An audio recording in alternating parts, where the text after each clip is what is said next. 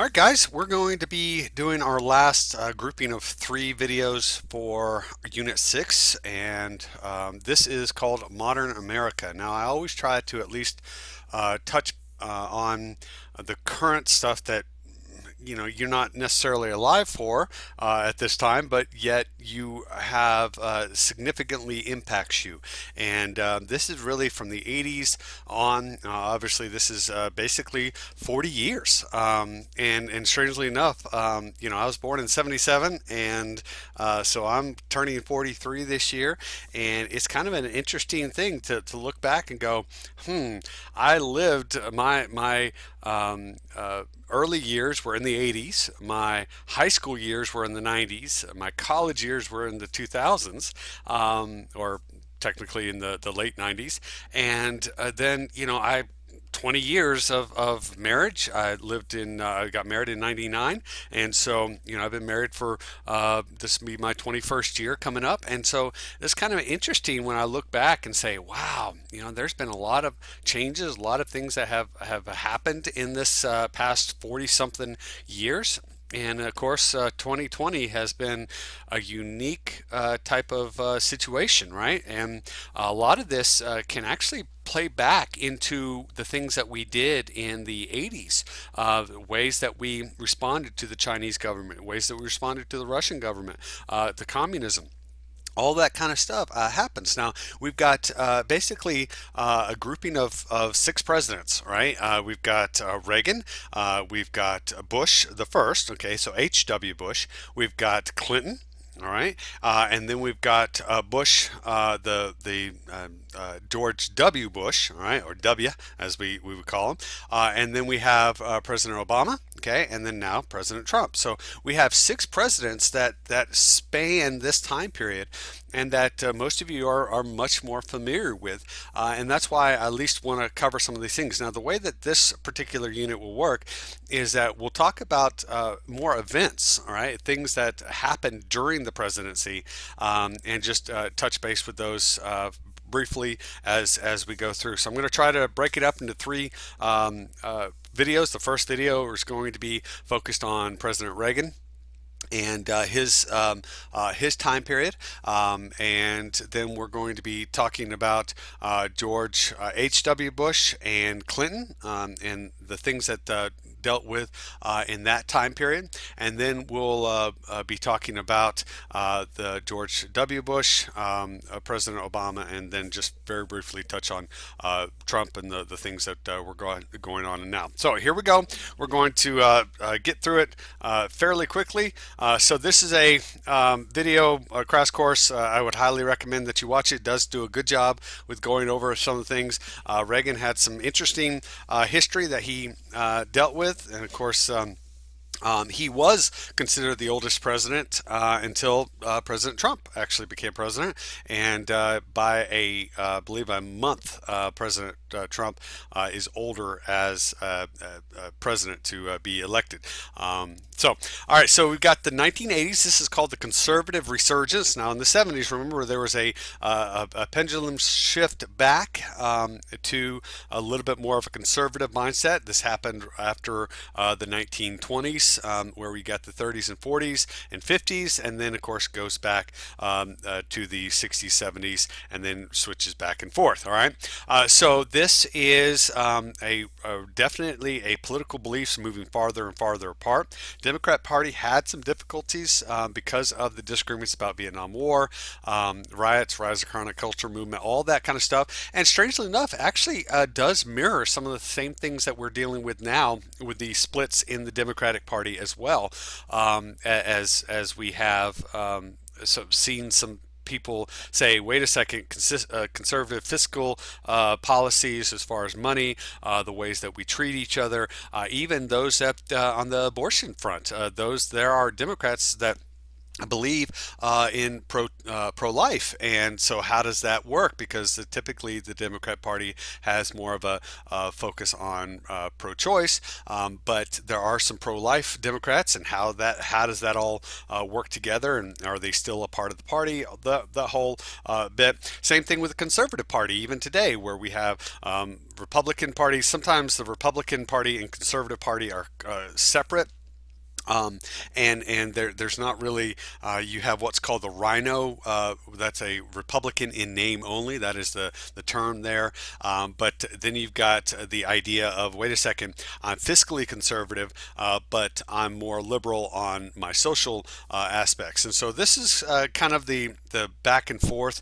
But for the most part, you can see that liberals, the Democratic Party, favor more government regulation of big business, favor increased social programs, taxes on the wealthy, and favor more choice concerning moral issues. Whereas the new right or conservative party at this time say, hey, the government needs to reduce taxes, especially for the middle class, and even for the rich, because they're the ones that have they have the jobs, right? They produce the jobs. However, as we're discovering now, how does that all work out with when we have the coronavirus issues?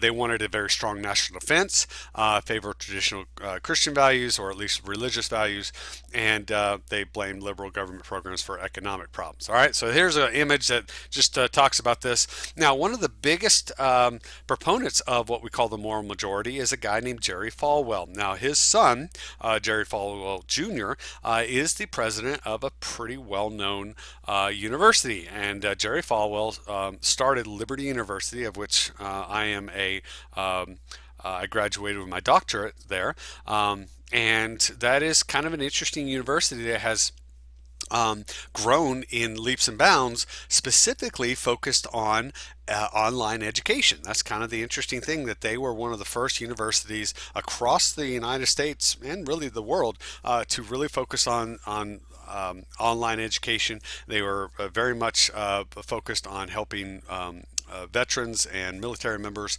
reach their goals as far as education. But this was kind of started back in this time in the late 70s, early 80s. And so there's a influx of people that have worked in the Republican Party, in the government, and they get elected into office. And one of the people that we know about, and people have good and bad feelings about him, but for the most part, most people really liked Ronald Reagan. And Ronald Reagan, maybe not his policies, but and politics, but him as a person, because he was a funny guy. He was an actor. He was a governor of California, which is kind of interesting because California is not known necessarily for their Republican leanings, and so he was a governor of California.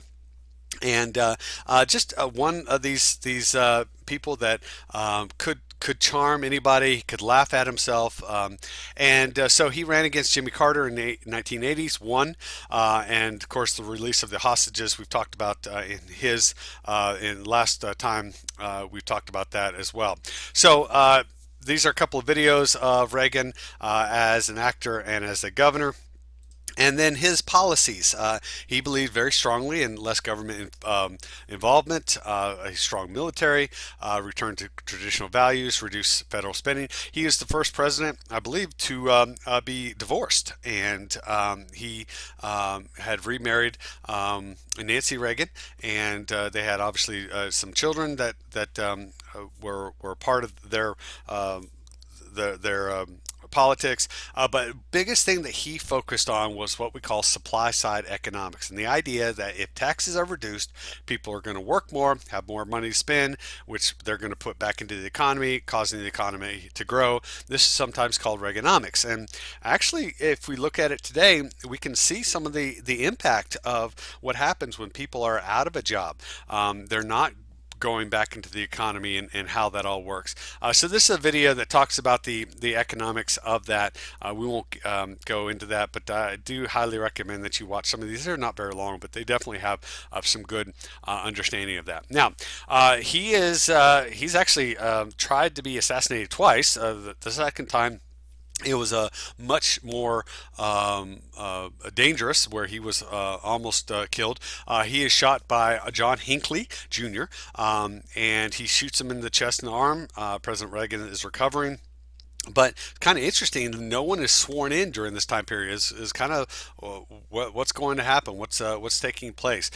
Hinckley has. I'm not actually. I gotta look it up if Hinckley has died or not. I don't think he has. I think he is very sick and ill, and has requested to be taken out and released from prison. To die at home. Now, recession recovery. Recession is when your neighbor loses his job, or depression is when you lose yours. And recovery is when Jimmy Carter, he's obviously referring to the president, loses his. Kind of an interesting thing. We do go through a recession from 80 to 82, although in 83 the economy turns around. Some of his policies with Reaganomics begin to take place and work. National debt does increase, however, and this is due to military spending and tax cuts. Now, one of the biggest things that he deals with is what's called the Star Wars program. Now, this Star Wars, or SDI, Strategic Defense Initiative, is a plan to basically say we're going to have satellites and military grade encryption and all this stuff up in space, and be able to destroy anything that might be shot. And of course, we're dealing with the Cold War time period, with China is still at odds with the United States. Russia is still at odds with the United States. You're still having a lot of the Cold War stuff. So this is his Strategic Defensive Initiative, nicknamed again the Star Wars program. However, it actually never got off the ground, or at least that we know of, in the way that he wanted to. But there have been obviously a lot of things that have happened in our country, in our world, as far as technology-wise, where we have definitely grown in that knowledge, and we have the ability to do some pretty awesome things to protect ourselves from any bombs, weapons that have been lobbied against us. Now, here's a couple of events in the 80s. Some of you may recognize the idea of the Just Say No campaign. And then this little dog over here, this was Sergeant Ruff, and he is, basically saying, just say no. Now, here's the problem with this slogan. And I'll be very clear about what happens to me in this time period. Right, I'm sitting in I think third or fourth, maybe fifth grade, and sitting in my classroom, and we have a police officer that comes in and shows us all these drugs that we should say no to. And so all my friends go, "Well, we've never seen these drugs. What are these drugs? And how do we get these drugs?" Now, I didn't, but definitely a lot of my friends were curious, because it's like, well, you're telling us not to do something that we've never seen before, and we want to experience it. So, strangely enough, it actually increased the amount of drugs that were being bought and sold. And of course, that all involves the cartels in Mexico becoming a big part of this, not just in Mexico, but in South America, and coming up primarily through Mexico, the border, and so the whole Nancy Reagan's slogan of "Just Say No" to discourage children from using illegal drugs. Technically, the debate is that, was it effectual? Did it actually do anything? Now, you also had the AIDS epidemic that comes about, and people were dying very much from this new disease that we didn't know about. They were getting very sick, and we didn't know how it spread. And that's, strangely enough, we were very nervous about, okay, how did it spread before, and was this spread through just sexual contact, or was it spread through saliva? How was it spread?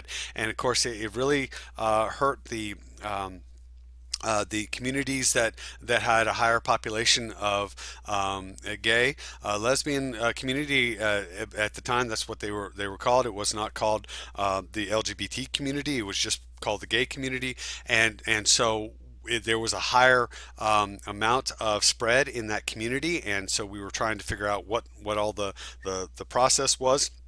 And then Magic Johnson becomes the first professional sports player to admit that he has AIDS, and he also had previously stated that he had slept around a lot and had a lot of partners, and so they a lot of them did actually have AIDS, and so it became this. Okay, this is how we deal with this. Here's some of the stuff that we're focusing on. Of course, it is a virus as well, and so that's one of the things that we had to deal with in this time period, and we still have the AIDS. That is still around. It's just not as prevalent. We have better drugs to combat the effects, not necessarily cure it, but combat the effects of the disease as well. So Sandra Day O'Connor is the first woman sworn in as the Supreme Court Justice. She is nominated by Ronald Reagan, and I actually remember this time period and how cool it was. She is from Arizona. Excuse me. She's from Arizona, and she was a woman that did some really amazing things on the court, and has obviously since retired, but paved the way for women to be on the court in a very prolific way. All right, so the other events of the 1980s: Space Shuttle Challenger explodes on liftoff. I remember this is in 1986. Is a very tough day in America. We saw this teacher, and she had been talking to students and kids, and we were watching this live, and all of a sudden this explosion happens, and so it really impacted a lot of my age group of seeing this literally these astronauts be killed on live TV because of an explosion. Pretty crazy. It did cause a major shift in NASA engineering protocols, and really does bring some concern of the continuation of the space program. Chernobyl is a nuclear plant in Russia, which contaminates a large area of the Soviet Union, and actually still to this day there's some contamination that is there. You've got the Immigration Reform and Control Act, and this is a 1986 law which gives amnesty to 3 million illegal immigrants. And now this was the whole idea, was that we're going to give amnesty those that are already here, but we're going to do a better job with protecting our borders and doing things, notifying, letting people come across legally, and how that all works. And that was we were supposed to fix the program. Obviously, we did not fix the program, and the system needed to fix the system. We didn't, and so we still have some of the same issues that they faced during that time with, okay, who needs to come over? How do they need to come over? What happens when people come over illegally and they're already here? Their children are born here. What does that mean for them? All that kind of stuff. It's one of those very important aspects that we still are struggling with as a country today. And I think very rightly so, we've got to deal with it in a healthy and systematic way, that we feel this is a positive way. Understand that these are people's lives that are impacted. These are not just random numbers. These are actual people's lives that are scared for their own families and how that's going to work. So again, we still got to deal with some of this stuff. So here are a couple of videos that talks about the Challenger exploding and the nuclear disaster as well. So some of the Cold War stuff that's during this time, Reagan does build up the military. Mikhail Gorbachev becomes leader, introduces what we call glasnost and perestroika.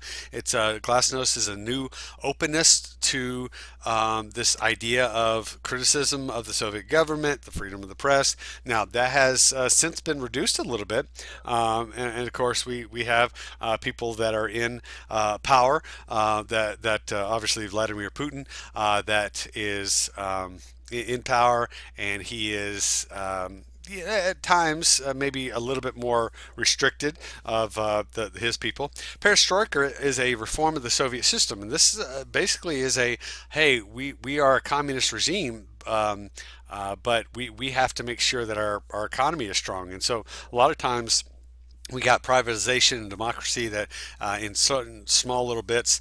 In 1989, the Berlin Wall is tore down, and then in 1991, the Eastern Bloc, Soviet Union, basically is breaks apart. So officially ends the Cold War era, and Eastern Europe becomes free. This is a video that talks about détente, the end of the Cold War, and then. One of Reagan's famous speeches. He says, yes, across Europe, this wall will fail or fall, for it cannot withstand faith, it cannot withstand truth, the wall cannot withstand freedom. Mr. Gorbachev, tear down this wall. And that was his big focus on that as well. Now, he did have a issue during his presidency. This is called the Iran-Contra affair. Now, I put down here Contra, one of my favorite video games. If you ever get a chance to go and play that one, old school stuff. I love that game. That was one of my favorites. So Oliver North, he's a colonel, and he basically is the fall guy. And this is where we sell weapons to Iran in exchange for Iran trying to convince Lebanese terrorists to release U.S. hostages. Again, we're not supposed to negotiate with terrorists, right? That was the whole idea, that we did not want to do that. So U.S. Supports the Contras in Nicaragua, although it was against U.S. policy because they were a basically a terrorist organization. So back and forth. North is indicted on the fallout of that, although technically he didn't do anything wrong. He was telling it to the American people, hey, I was following orders. And this is during the time that Reagan, somewhat, we know now, had the onslaught of some diseases, some things that he was struggling with mentally. Um, he basically died of some brain issues, and so at the time, a lot of people were feeling that his advisors were maybe advising him incorrectly, and so this was one of the things that he was. Alzheimer's was what he was dealing with at the time, and if you've ever had a family member that has dealt with Alzheimer's, you understand that there's periods of lucidity, periods of not understanding the full concepts, and so that was what he was struggling with at the end more of his presidency.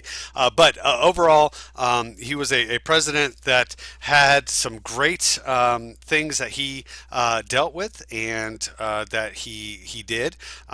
He's probably one of my favorite presidents, not necessarily all because of what he did politically, but just because of him being a very personal guy. He could take an enemy and still treat him with respect, and that was one of the earmarks of his personality in his presidency. And so he definitely had some very good things that he did during this time as well. In the video that or the announcement that I'm going to give you, I'm actually going to show you this video. It's Teens React to 80s Fashion. Take a second to watch it because yes, yours truly did wear some of these things, but not too much. Remember, I started losing my hair when I was 15, so I was just that was when I was in elementary school, so I always looked up to the other people that wore this stuff, the big hair. Of course, I never had the big hair, but anyway, that is the first video of our Modern America video series, and hopefully you got some things out of it. Take care.